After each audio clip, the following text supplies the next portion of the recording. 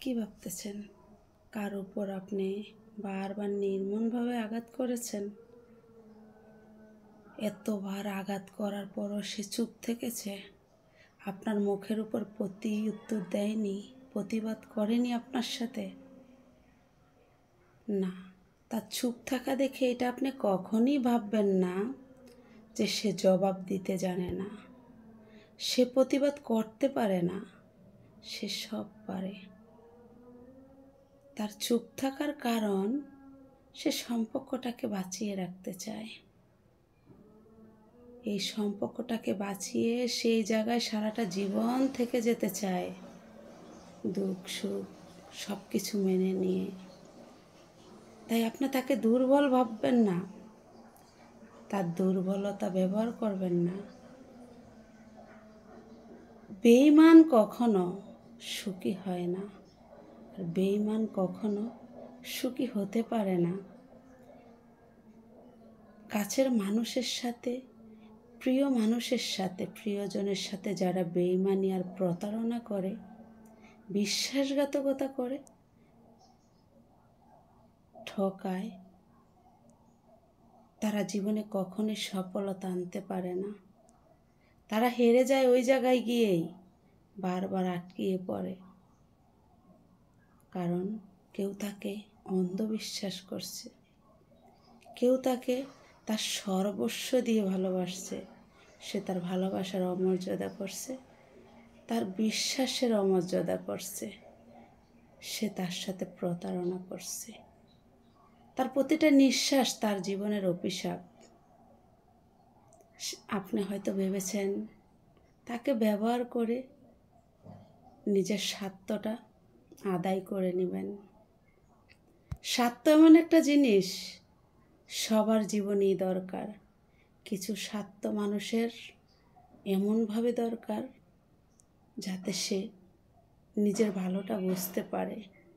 আবার কিছু মানুষ আছেন আপনারা এমনই স্বার্থকবাজ, নিজের ভালোর জন্যে নিজের আপন মানুষের সাথে বেইমানি করেন, প্রিয় মানুষের সাথে বেইমানি করেন। মনে রাখবেন, আপনাদের মতো মানুষরা কখনো উঠে দাঁড়াতে পারে না। আপনারা ভাসতে ভাসতেই একদিন ডুবে যাবেন। বারবারই যেন বেশি উঠেন, একটা ঝড় এসে ডুবিয়ে দেয়। কেন জানেন? তার কারণ হলো আপনার অতীতের কুকর্ম। আপনার অতীতের কুকর্মের জন্যে আপনি কখনোই উঠে দাঁড়াতে পারবেন না। দুশ্চরিত্রা মানুষ আর চরিত্রহীন মানুষ বেঈমান, প্রতারক। বিশ্বাসঘাতকতা যারা করে মানুষের সাথে, তারা কখনই আল্লাহ তাদেরকে সুযোগ দেয় বেশি ওঠার জন্যে। হঠাৎ করে ভাসতে ভাসতে এমন এক স্রোতের মুখে নিয়ে ডুবিয়ে দেয়, সে চাইলেও আর মাথা জাগিয়ে উঠতে পারে না।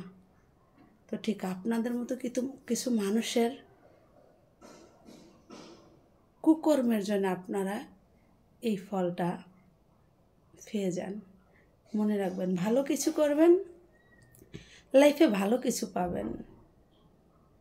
আপনি যেমন কর্ম করবেন তেমন ফলও ভোগ করতে হবে। কাউকে ঠকালে কেউ কখনো জিতে যায় না। যে ঠকে যায় সে ঠকে গিয়েও কিন্তু জিতে যায়।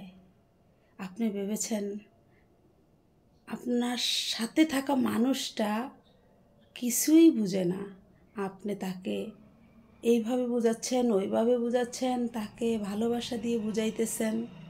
মনে রাখবেন, আপনি যাকে বুঝাচ্ছেন সে সব কিছু বোঝে, বুঝেও যেন কোথাও সে গিয়ে চুপ হয়ে যায় শুধু এই কারণে, বাকি কয়দিন আর পৃথিবীতে হয়তো বেঁচে থাকবো এইটা ভেবে।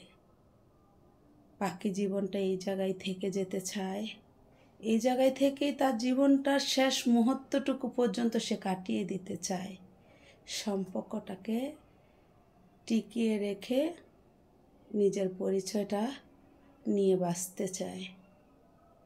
তো আপনারা অনেকেই আছেন, হাজারো মানুষ আছেন এরকম। আপনারা যে এই সুযোগটা সবাই কাজে লাগান।